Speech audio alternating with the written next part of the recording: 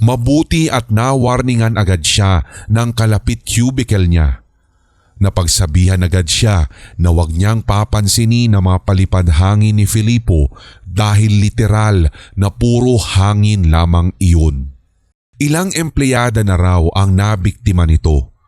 Karamihan ay nag-resign bunga ng kahihiyan.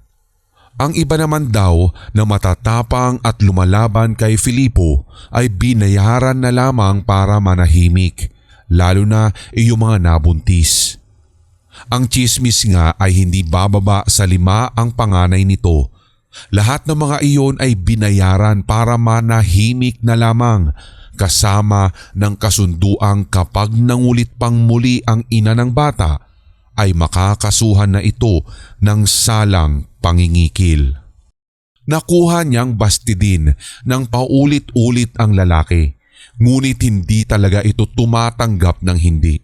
Kaya hayon siya at dinukot nito habang naki-Christmas shopping siya ng pang-exchange gift sana sa gaganaping Christmas party ng kumpanya ng mga ito. Pinagsamantalahan siya ni Filipo. At speaking of Filipo, narinig niya ang nakakabwisit nitong tawa. Nang hanapin niya ito ay nakita niyang nasa bandang kaliwa ang lalaki at may hawak na cellphone na nakatutok sa kanya.